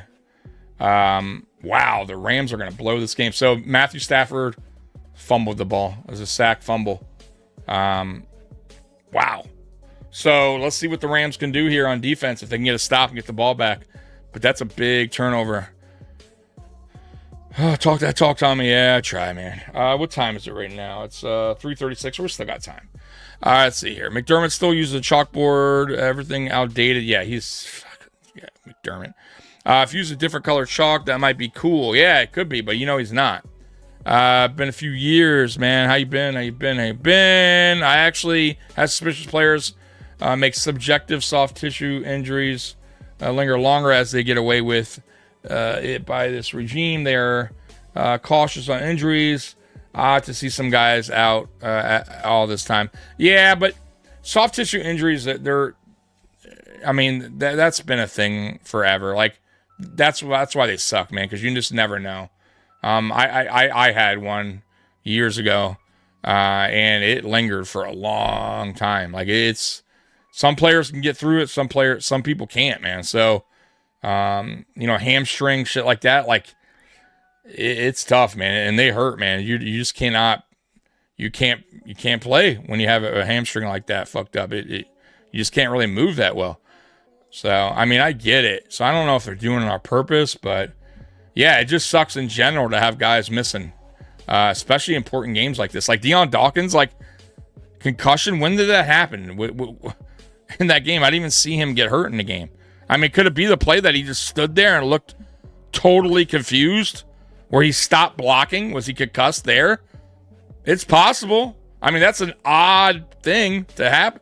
A tackle who totally stops blocking just stood there like he had no idea what was going on. Maybe he had a concussion right there. I have no idea, but he got it. And Spencer Brown was just banged up, man. He was done. So, yeah, I don't even know when we get Spencer Brown back. He looked like he was in rough shape. Nah, don't do it on the tattoo, McClapper. At the beginning of the year, everybody was talking about Jerry Jones picking Brian Schottenheimer. Schottenheimer's looking like it. Yeah, you know why, though? He also got good coaching staff. And say what you want about Jerry, but Jerry Jones picked up George Pickens for a 6th-round pick, right? He signed CeeDee Lamb, right? Like, gave him a good extension to stay there and help out Dak. It just goes to my point where you need weapons for your quarterback. You have to. No matter how good your quarterback is, you got to surround him with pieces. You just do. And why does Josh Allen have to make everybody around him better? Why can't we just bring in somebody that makes Josh Allen's life better or easier, whatever? Like, why is it the opposite way? It just makes no sense. And so once again, it's going back to what I keep saying. It's like they expect Josh Allen to turn water into wine, and it's unfair. And then it kind of upsets me a little bit where people are like just shitting all over Allen this year. And it's like, guys, do you not see what's going on around you? Like, do you not see the big picture here? And I want to say this. I am not saying Allen's playing perfect or he hasn't made mistakes or he's not part of the problem. Allen has not played good football this year. I agree. I don't think he's playing terrible. But once again, step back, look at the big picture, Everything that you guys are talking about is why Allen is also struggling. Bad offensive coordinator, right? Terrible play calling, vanilla type offense, predictable. Being not surrounding Allen with enough talent. Offensive line not holding up when they should. Right? I mean, McDermott stepping on the offense and having Allen in this box, right? Totally changing Allen's style of play. And then we're gonna go, oh, Allen, you fucking blow. You suck this year. Like, guys, he's in his 8th season. You telling me right now, all of a sudden, Allen can't read defenses? All of a sudden, Allen can't make the pass? All of a sudden, Allen just doesn't know what the fuck he's doing? He's just terrible just because. He just sucks now. He's terrible. Like, no, it doesn't work that way. Guys just don't fall. Like, if he was in his 2nd year, fine. 3rd year even. I say, okay, maybe he's regret. Maybe the first year was a fluke. I don't know. But guys, it's an 8th season. We know damn well what Josh Allen can do.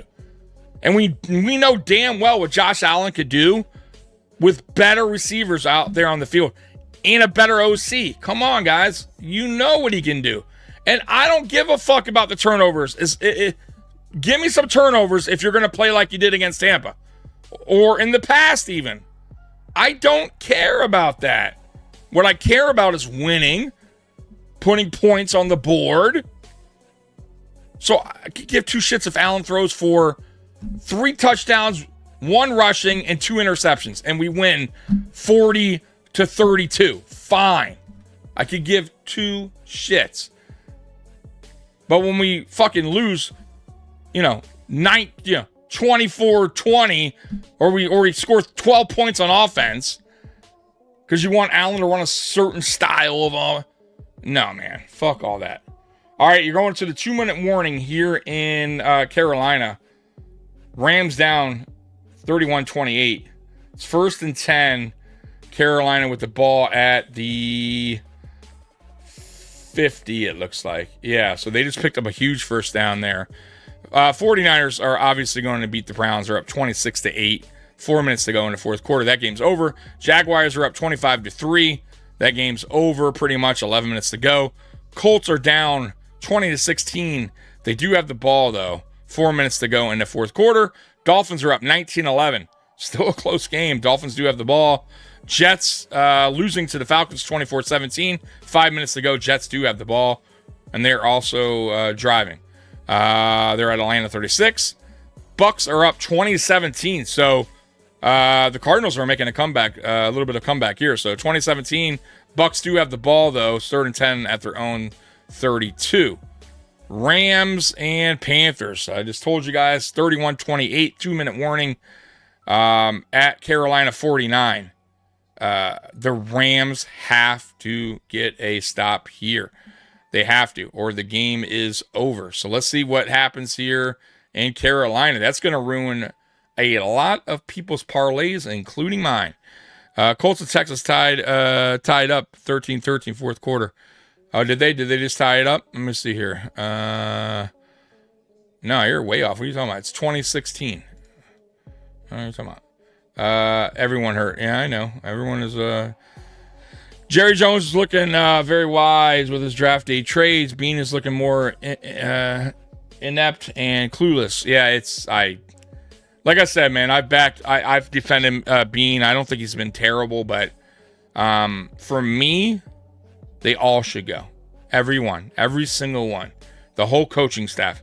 I mean, I'll be okay with our offensive line coach. Him sticking around, but outside of that, I'm good with everyone. I'm good with everyone going. Fire McDermott, yeah. Texas scored a touchdown. Texans is Callie? Okay. I'll have to look. Cromer. Sorry, I couldn't think of his name at first. So Cromer is the only one I would probably want sticking around, but they got a clean house. They got a clean house. They're not going to do it. But yeah, this offseason is going to be crazy. As far as just Bill's Mafia hoping and wanting and praying that Terry Bagula does something, and he's simply not. And that's It's upsetting. It's sad. But you know, can't do anything. Can't do anything about it. Can't make that decision. Can't force that decision. It is what it is. You see, Ben Johnson has transferred from the Bears to possibly the number one seed. I think you're saying in the NFC. One season, got a good coach. Yeah, exactly. And look what he's done to the court. Look what he's done for Caleb Williams. Look what he's done for the offense. He trusts the offense. He goes for it on fourth down a lot because he trusts his offense as well. It just shows you, man. And look how energetic he is. He's a different type of coach. I wish we had that energy here from Sean McDermott. We simply do not. We have him clapping. That's about as much you're going to get from Sean McDermott. Today, Bills reporters are brought to you by Sean McDermott, real men of genius. Colts driving, by the way. Colts are down 2016, 3 minutes to go. They just crossed midfield. All right. I'm trying to get to all your guys' chat. What's good, Mafia? Was watching the Colts Texans and lost track of time. All good, brother. All good, Beth. I almost called you brother. All good, Beth. Afternoon, Tommy. How you doing, Beth? Hope all's good there in Buffalo. Let's see here. Sophia, according to Grok, Gruden is still in arbitration with the NFL, but technically he could still be hired. Yes, he could be hired by anybody, even though he's suing the NFL. But that is why I don't think an NFL team will hire him. The owners are very tight with Goodell and the NFL. By the way, the Panthers won. So they just killed everybody's parlay today because ain't nobody picked the Panthers to win against the Rams. So they absolutely destroyed everybody's parlay, including mine, today. They absolutely destroyed people's parlays. So thanks a lot, Rams. So, hey, that goes to show you, by the way, guys, it goes to show you that any given Sunday, it's a real thing. Any given Sunday, anybody can win, man. That is an upset. You know, the Rams were considered probably the best team in football, even though the Patriots had the best record. Many people thought the Rams were the best team, and right now, getting beat by the Panthers, that tells me they're not. But it also tells me any given Sunday. So we'll see what the Patriots do against the Giants on Monday. But I don't think you'll see an upset there. Shavers deserves targets. He got 0 last week, which is crazy because the week before he got targets. And once again, no targets thrown his way, nothing schemed up his way. I don't get it. I don't get it, folks. It's 3:50 here. Game time 4:25. So we got a little bit more time here. Seems most expensive players, Star Shavers gets no shot. Tommy, how many receivers have made outstanding plays? I would say week 1, Keon Coleman with that tip. It was a tip pass for a touchdown, very important touchdown. Outside of that, dude, I really can't. I can't name anymore. Josh is tired and sore. Yeah, and I think Josh is not checked out, but I think he's just frustrated. I think he's a guy that he's a super team player. He's not going to throw anybody under the bus. He's not going to throw a coaching staff under the bus. But if you read body language right, you could tell he's just not. He's not the same Josh that we all know, right? He's not comfortable out there. He's frustrated. You saw it last week when he said, "What the hell are we doing?" They caught him on camera, clearly frustrated, right? How often do you see that from Josh Allen when he's that pissed off on the sideline? So things aren't right. Things aren't right here in Buffalo. Elijah Moore wasn't happy with the offense. Now, not that he did anything great, but all we did was run wide receiver screen passes to him. So I kind of understand his frustration as well. If you're not going to scheme anything up for him, then what good does any of these guys do? Nothing. Why would you get a guy with that kind of speed and just throw screens to him? I don't get it. Same with Khalil Shakir. We never put him on the boundary ever. Never, ever. Pure slot guy. And if we do put him on the boundary, it's for a bubble screen. Which, by the way, defenses are eating up. They know it's coming. Predictability, right? And that's Joe Brady. Everything he does, defenses are like, oh, okay, thank you, because we see what you do on tape, like on film. Like, you're not even doing anything different, right? We're not doing any pre-snap motions, right? We're not doing anything to throw the defense off, to make the defense look another way. Like, no eye candy, zero, right? It's so predictable. It's so vanilla. And that's why I don't get why people were saying, oh, Joe Brady's great offensive mind is, it's funny because people say that about Sean McDermott being, his great defensive minded head coach. I don't see it. Do you? And I don't see it in Joe Brady. I really don't. I see nothing in his offense that wows me. That go, man, whoo, that's creative. Man, wow. Once in a while, he'll do something where I'm like, okay, all right, where the hell did you do? Where was that? But guys, it's not enough, right? Not enough. He just doesn't do it enough, right? His creativity level is probably the lowest in the NFL. So between him and McDermott, it's same with the defense. I mean, when do we don't ever show any kind of exotic blitzes. We don't do anything different. It's the same type of defense.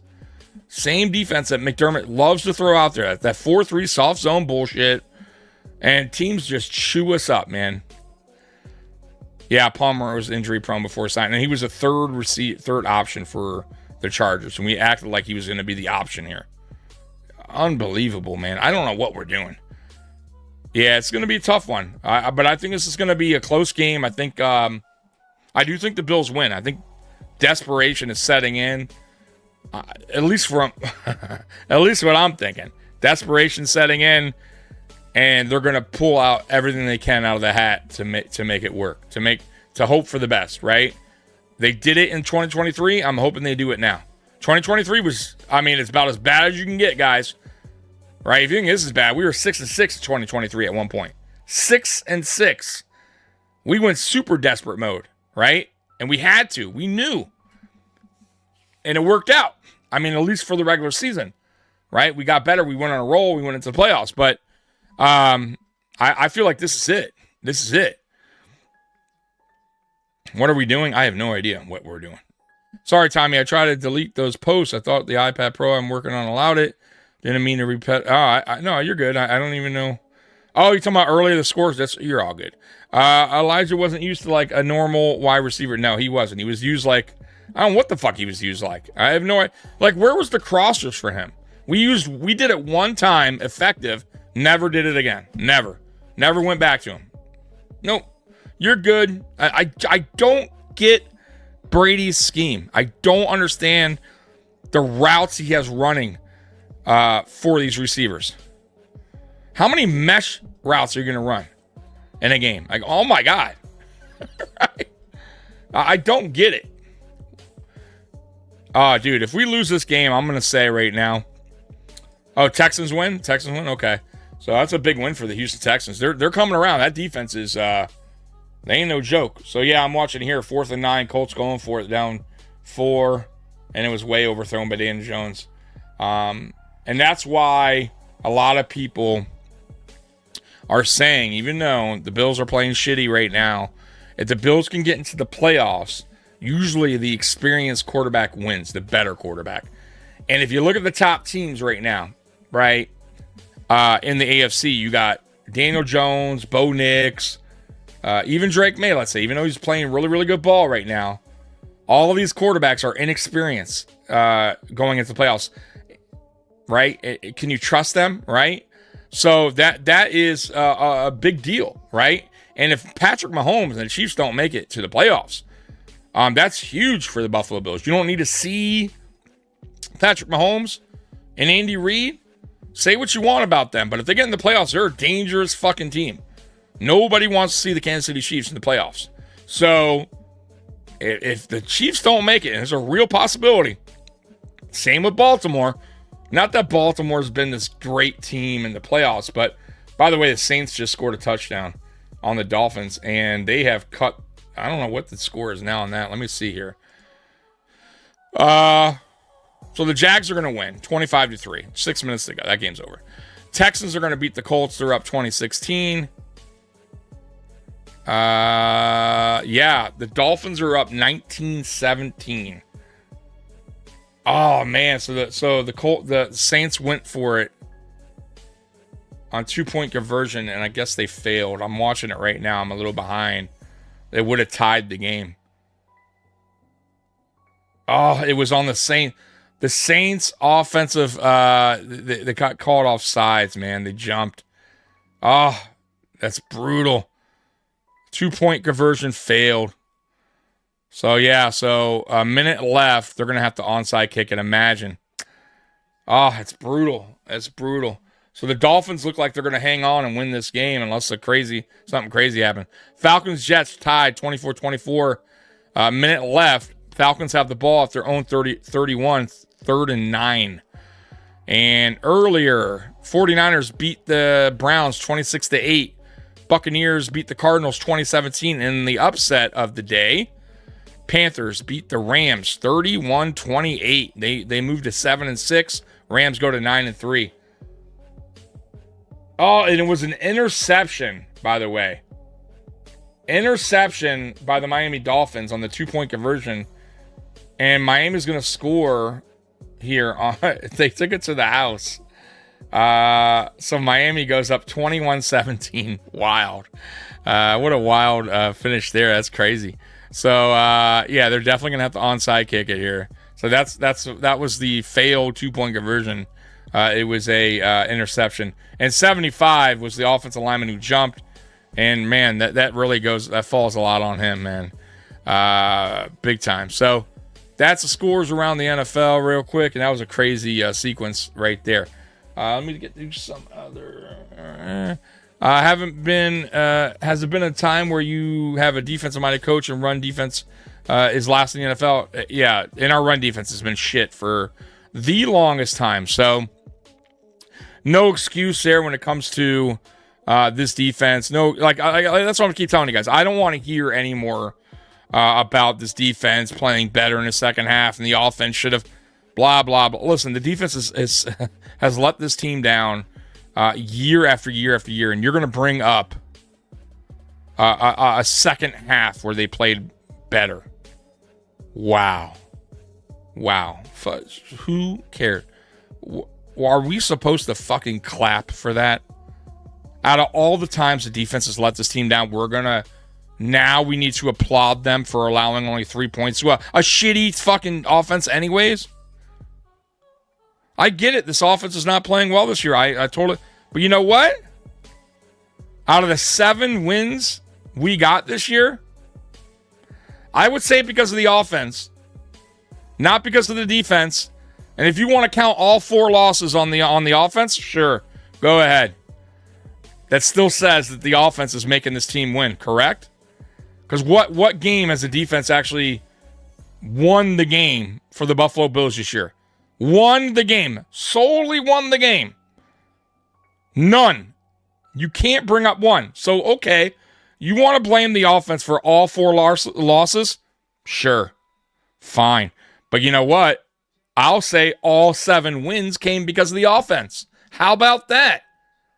How about fucking that? So, fine. If that's what you want to go with that, okay, I'll take that. The defense was fucking great in those 4 losses, though they weren't. But let's say we want to ride that. Let's say we want to go with that theme. Okay. But how did we get the 7 wins? Was it because of the defense? No. Fuck no. And don't give me the fucking week 1 bullshit. They gave up 40 points. Come on, man. Like, what are we talking about here? The defense is bad. It's been bad. By the way, Saints recovered an onside kick. Holy fucking shit. The Saints recovered an onside kick. Guys, do you know how hard it is to recover an onside kick? The Dolphins could potentially lose this game to the fucking Saints. Now, the Saints, because, you know what's crazy, guys? The 2-point conversion that the Dolphins intercepted and took to the house. is now biting them in the ass because now they got to score a touchdown to win the game. They can't get a field goal to tie it. That's wild. That's wild. This is wild, man. All right, so there is a booth review. So they're going to see if, I think they're seeing if the ball crossed the line where it's supposed to go, right? So this is interesting because if it didn't, then Dolphins will win, right? It looked good to me. We'll see right here. It's over, Tommy. Nah, it's not. Listen, man. I don't think it's over until the season is done, guys. Like I don't call it. Look, I don't jump ship. I told you guys. Oh, it hit all. It doesn't even matter if it crossed the line, folks. It hit a Miami Dolphins leg. The football hit a Miami Dolphins player's leg. That is the Saints' ball. Saints will receive that ball.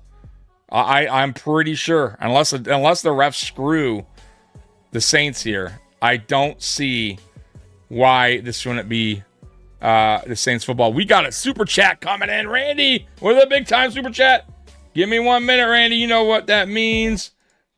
Thank you very much. And then, of course,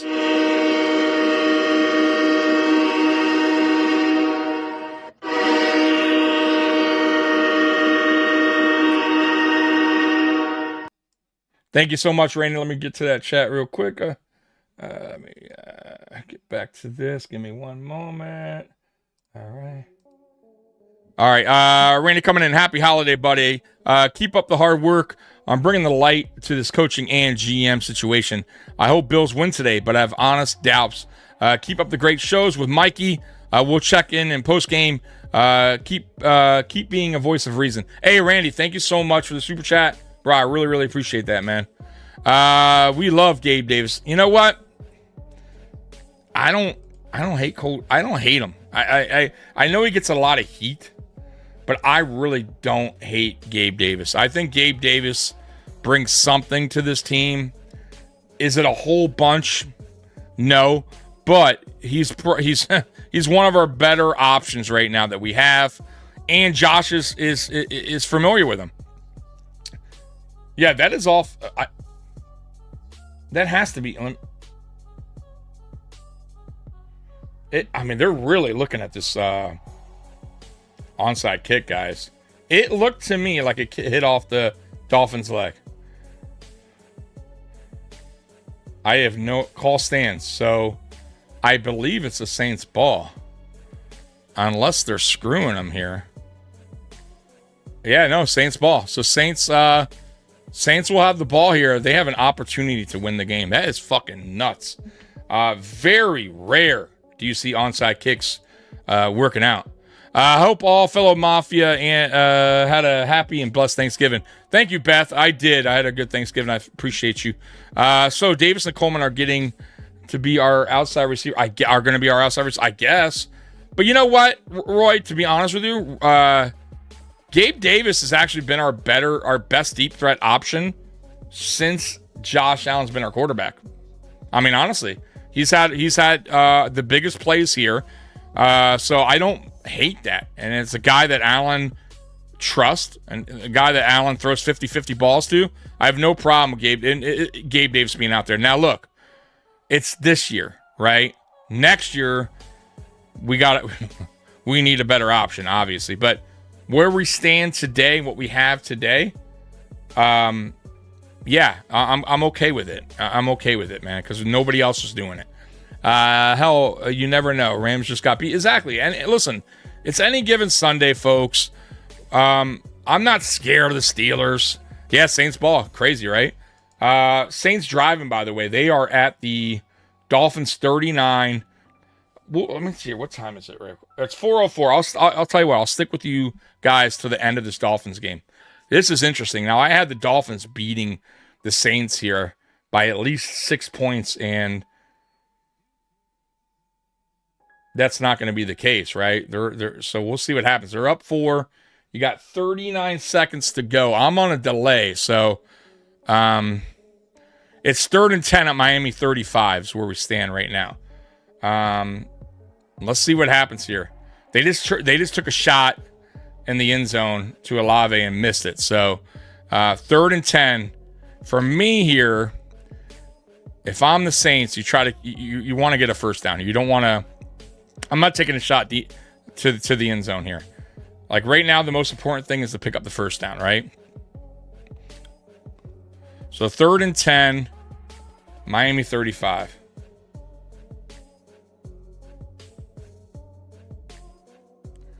Let's see what happens. It's actually now 4th and 1. I don't know why I was behind. It's 4th and 1 at Miami 36. Obviously, they have to go for it. So, what's the call here? What do they do? This is very interesting. And you guys might be ahead of me. He says over. So that means they didn't get it, probably. 1st and 10, Miami. No gain. They try to do a quarterback sneak. So Miami squeaks out of there. It was a bad sneak, too, by the way, folks. He wasn't even close. I don't know why you run that there. I think you should have probably maybe had a rule out there. RPO, maybe even. That was a poor play call by the Saints. So that onside kick was all for naught. Terrible. And I don't know what the Saints coach was like putting his hands up in there like he's confused on what just happened. It was clearly, yeah, I don't see how if he got it. I don't see what he's complaining about. Let me see here. Yeah, you can't even tell anyways with all the bodies there. So I don't think he got it. Dolphins squeak by. That's 2 weeks in a row, by the way. The Dolphins have narrowly escaped. That was a terrible sneak, by the way. But hey, it is what it is. A win's a win. You're gonna stack them how you can. Miami Dolphins are on a little winning streak right now. They're still technically in the hunt. It's 24-24 in the Jets game, by the way. Jets have the ball with 19 seconds to go. So they're looking to go down and possibly get a field goal to win the game here. So let's see what happens. I guess I'll stick around this game as well for you guys. And then I'm going to get out of here and try to enjoy some Buffalo Bills football here. And hopefully we get a dub today, guys. I'm sorry. I got the chat. You guys were lit today, by the way. Because I didn't get to anything I wanted to talk about in the Bills-Steelers game. I guess while we're still here, go ahead and put your score prediction. Go ahead and put the score prediction. I'm going to tell you right now, I have it 26-21 Buffalo. It's either going to be like 27-21 or 26-21, somewhere around there. 5-6 point win for the Bills. That's what I got. Go ahead and put your score prediction there. My X factor on defense. God, we got to get to Aaron Rodgers today. So I'm going to go with Groot. Because we need to put pressure, and I think he'll provide that today. And he needs to. On offense, I'm going to go with the new guy. I'm going to go Brandon Cooks, man. I know it's crazy. He may not even get a lot of snap count today, but I feel like he's our best option right now. I'm going to go Brandon Cooks on offense. I'm going to go defense, Groot. And you guys know my score prediction already. I just told you. Roy coming in. He's thinking the Steelers win 24-20. It's very possible. It is going to be a close game. So, guys, go ahead and put your prediction, and I will pop it on the screen here. My prediction, Bills win. Mic drop. Hey, that's a good one. You don't need... By the way, you guys, you don't have to put a score if you don't want to. I like that. Beth, she didn't put a score. She just said, hey, Bills are going to win. See, Steve, 27-17, Bills need this win. McDermott has a really good record coming off extended breaks, and that is true. We did have that kind of mini bye week. Let's see what we can do. But I'm going to tell you right now, man, the Bills do not win this game. They're in real big fucking trouble. Real big trouble. Mathematically, still in it. But with the games they got remaining on the schedule, If they can't beat Pittsburgh, they can't beat Houston, can't beat the Dolphins, do we have a lot of confidence that they're going to beat Cincinnati at home, or the Eagles at home, or the Patriots on the road? Like, where's the confidence there? The only confidence I have is maybe them beating the Jets in Week 18. Outside of that, and Cleveland. I forgot about Cleveland. On the road against a very good Cleveland defense. Cleveland's offense, not so great. However, our defense sucks. So what does that matter? Right? Cleveland's going to wind up putting some type of points up on our shitty defense. They got a decent running back over there as well. So that's not a given. So yeah, right here starts today, folks. Gotta win today. You got to. You have to. Matter of fact, you got to go on a run. Right? Like the way we've been playing lately, win one, lose one, win one, lose two. Can't do that. You got to go on a roll. You got to get your confidence back. Got to get that mojo back. You got to get hot again. You got to show us something. You can't be inconsistent football. Can't have it happen. Bills 24-23 over the Steelers. Close game. I get it. Let's just pray J17 can make it out alive today. Yeah, I'm with you. I never predict a score. It's just bad luck. Hey, I get you. 44-36. I doubt it's that high, man. But who do you got 44-36? Tommy, all week people have been coming up to me and asking me if the Bills are going to win. I don't have a clue. Yeah, I do. I think the Bills will win because they're in desperation mode. They have to have this win. They went out and got Brandon Cooks for a reason. They understand where they're at. I think they win this one just because they have to. Right? They're going to throw everything they have out there, in my opinion. I'll say this though: if they come out here and don't show no effort, and the team's just playing like they don't even want to be there, the season's a wrap, folks. By the way, the Jets just made a field goal. They have beaten the Atlanta Falcons on I think it was a 50-yard field goal. As time expired, they win 27-24. The same Falcons team that we lost to, the fucking New Jersey Jets, baby, just won. They just beat the Falcons, a team that we couldn't beat. How about that? They scored 27 on them. Like, how pathetic. What did we score on them, right? Like, pathetic. And that's what I'm talking about, folks. Yep, Jets just beat and good for the Jets, man. Good, and obviously my buddy Anthony that does the AFC East Shakedown show with me. Congratulations, brother. I picked the Falcons winning in this game.